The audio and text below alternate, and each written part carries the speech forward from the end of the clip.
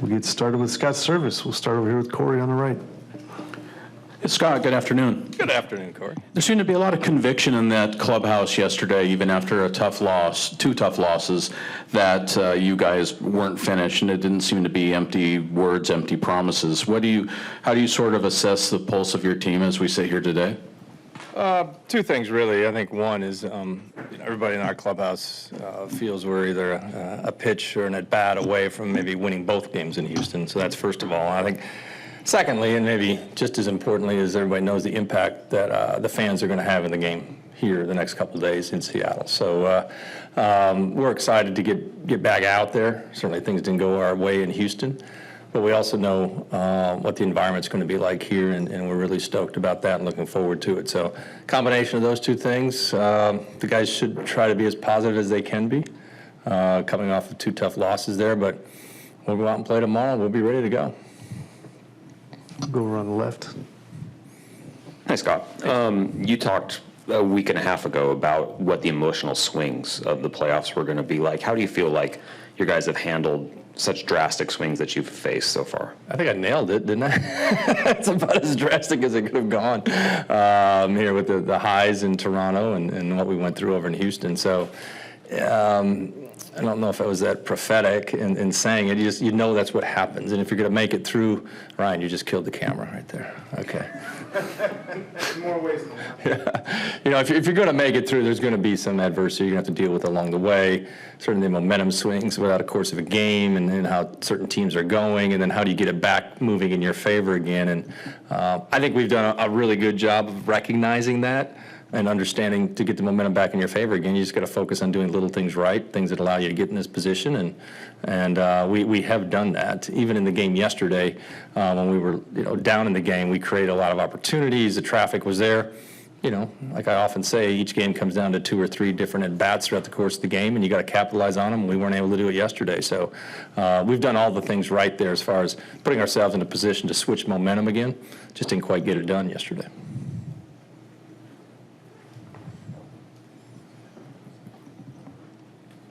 Going to Keegan in the back.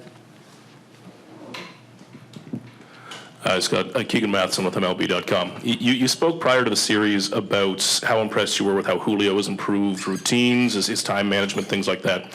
On the field, where's his biggest growth been? Which area, opening day to today? Well, good question. I think, probably making in-game adjustments has been a little bit better. It often takes younger players a while to get the feel of, okay, they're pitching me this way, or this is what they're doing to me in certain situations, or particular pitchers are doing to me. And I think his awareness there and making those adjustments a bit quicker has really helped him. I think the base running instinctive stuff, I know when the season started, he was excited about his ability to steal bases, and he was just taking off. First pitch, it was unbelievable. And all of a sudden he did, but I think he might have had 10 or 11 before he got caught. And he went one day in New York, I remember, and the guy slide stepped, and it was really quick time. It was not a situation. If the catcher put a ball anywhere close, he was going to be out, and he just came back. He goes, I needed to know. I needed to know how quick the pitcher had to be and the catcher had to be to actually throw me out. Now I know. I said, okay, now you know. But so he's learned some things there of just the nuances of the game and when to push the gas, when to back off a little bit. But he's still young. And he asks great questions. That's the big thing about him. He's super coachable, and he'll continue to get better. Go Ryan. Scott, Cal was really hard on himself last night talking about the pitches, specifically to Alvarez. What were your thoughts on him taking that much responsibility on it? I mean, they weren't horrible pitches, but he really talked about it was his responsibility for calling back-to-back.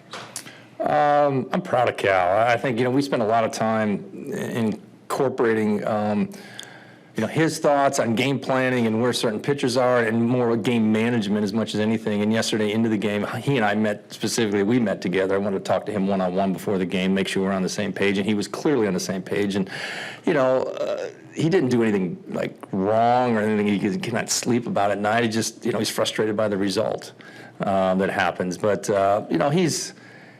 he's very accountable, and that says a lot. And I think that's one of the reasons is he's so endeared by his teammates, is he does stand up and say, okay, I screwed this up, or we need to get better in this area.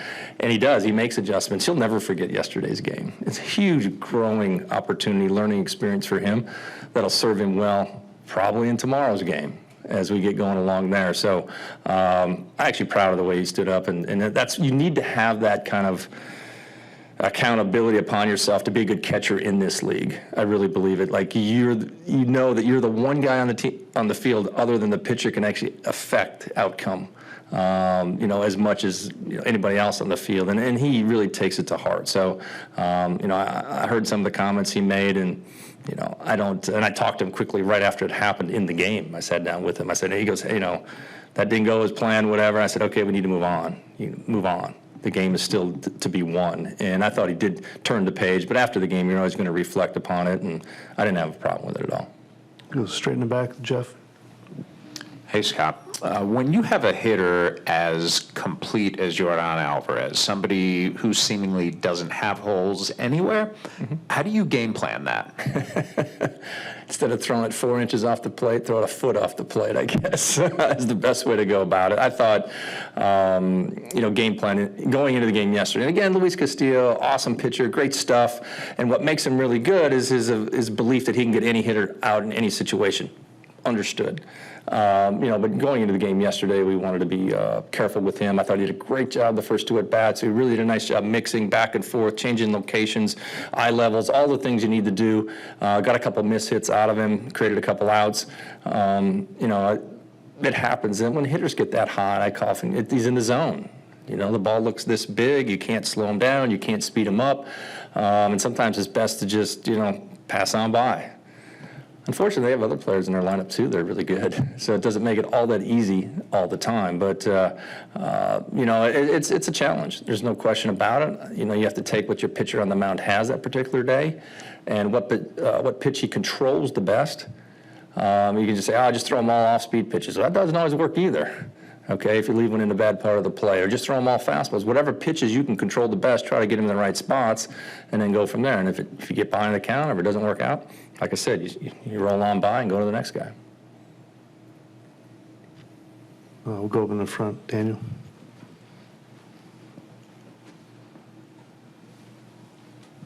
Scott, offensively, what have you seen from your ball club here in the postseason? It just seems like the intensity and the quality of the bats are really high, just one plate appearance after the next. I'm glad you brought it up, Daniel. I think our offensive approach and our ability to get guys on base and score runs for the most part, obviously yesterday we weren't as productive in runners in scoring position, but leading up to that, as good as we've been at any point in the season, up and down the lineup. I think we've had guys, you've seen it throughout the year, they get hot for extended periods of time and they carry us, maybe 2 or 3 at a time. But just the quality of bat up and down the lineup has been outstanding. A tribute to our guys and the game planning. They've all bought into 9 versus 1. Them together, them 9, have a better chance of beating that one guy on the mound than just one guy individually trying to hit a couple homers. They clearly have bought into that and understanding that's what leads to winning baseball, certainly at this time of year. So I couldn't be any happier with the quality of our bats. We took our walks yesterday. We continued to grind through their starting pitching. And, when you do that, good things usually happen. Ultimately, you need to get the big hit, and we just weren't able to get that yesterday. But up and down the lineup, it's been really good. Anything else for Scott? Ryan? Scott, talking to your players post-game, the amount of belief they have in their resiliency and just in being able to figure this out and come back.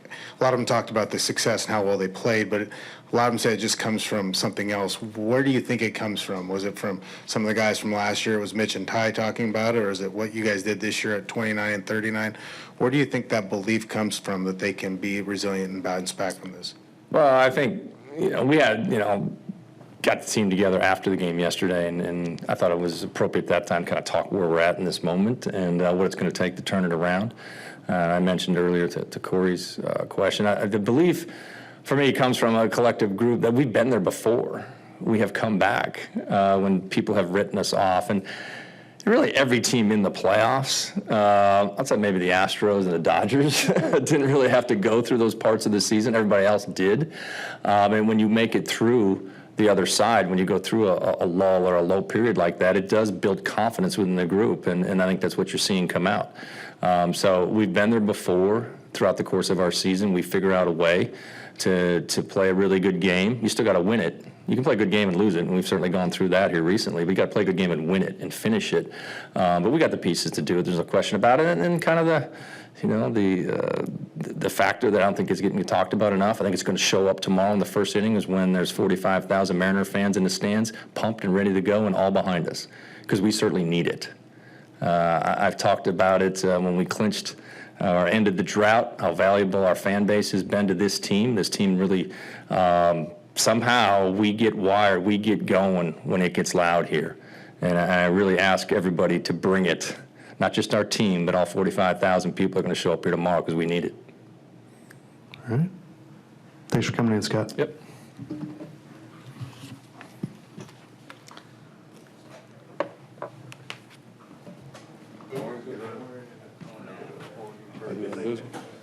I'm gonna pull a Kawhi Leonard one. You're killing me. No, I'm pulling up the one. It's the Gator. All right, we'll open it up for Julio Rodriguez.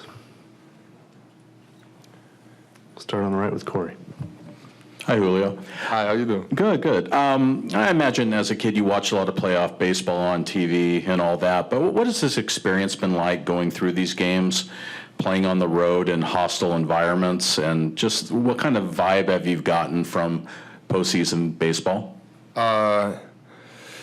It's amazing. It's amazing. I feel like this is the best baseball you can play, and it's exciting. It's exciting being able to play with a fan base so engaged in the game and like going at you basically. It's exciting to play in an environment like that. And I feel like everybody play as hard as they can, so that's why I'm a big fan of playing the postseason. We'll go on the left, Daniel. Julio, you've engaged with this fan base since you were in the minors and have had a real affinity and attachment for them. Have you allowed yourself to think of what tomorrow's atmosphere is going to be like with the sold-out crowd and this environment that's going to be here? I definitely engage a lot with the Mariners fans coming up, and I know it's gonna be a lot of excitement out there. I cannot wait to step on the field with them and in the first postseason game in a long time here. I'm definitely excited for that. I know they're gonna enjoy it. Go to Shannon in the far left. Julio, you're 4 games into your first postseason games. What's different? What's different about those games when you get out on the field? I just feel like everybody's lying out everything they got on the line to win the game. And I feel like there is no other goal, there is no numbers, there is no season, there is no anything. I feel like everybody just lying out everything they got to get that win that night. And I feel like that's my biggest takeaway of those games. And that's why I love them so much. Because I feel like every time you step on the field, doesn't matter what game it is, I feel like you should just lie everything you got to win that night. Go Ryan in the middle. Julio, you said it last night, and a lot of the players said it, that you guys are going to come back. You're going to find a way. Why do you believe that this team will come back and compete and find a way to win this series? I just feel like everybody has been watching the games, and things didn't go away in those games. I feel like we did everything we could. I just think we just didn't catch a break. I feel like we just gonna keep putting the pressure on, keep putting good at bats. I feel like we faced pretty much the 2 best pitchers they got. We put out good games. With respect to them because they're a really good team too. But I feel like we're right there with them. I feel like we got stuff to compete, and we got enough to turn everything around. Go far left in the second row. I saw you retweeted the video last week of the guys at the car dealership that were dancing and doing the circle. I mean, with those guys in particular, and even just the fan base as a whole, I mean, seeing the excitement around town, I mean, what does it mean just to you in your first year here to have delivered and to have people that excited? I feel like that's what it's everything about. I feel like if you see the genuine joy that the Mariners fans show for the love of the game, and it's just amazing. I feel like that's what it's all about. That's what it's all about, just playing for them, because this is a really fun fan base to play for. It's a really fun fan base. I feel like that's why I feel like this is probably one of the best places to play to, because just how genuine the love for the team is. And you can see it in that video. They were just at a dealership right now and doing the little wheel we do whenever we win a game. I feel like there is not a better example than that right there. Anything else for Julio? We'll go Daniel in the front. Julio, throughout the regular season, whether it was the home run derby or the late inning homers, you seem to just kind of drown out the pressure. How much has that mentality helped you to take into the postseason where the pressure is as high as it's going to be? I feel like a lot, man. I feel like in those situations, if you're afraid to give your best shot, then you're not gonna get a better result. You know, I feel like if you don't give your best in those situations, even though you can be nervous or whatever, but I feel like that doesn't have to get in the way of what you're trying to do. I feel like never just a feeling, but I feel like if you find a way to manage that feeling and just keep on going and keep on being yourself in those pressure moments, I feel like you're gonna deliver. And I find it fun. I find it fun being able to get those clutch hits or whenever everybody is against you. And it's just you and the pitcher right there in the box. I feel like it's just fun whenever everybody just against you and you come out on top. Anything else for Julio? All right, thanks for coming in, Julio. All right, thank you guys.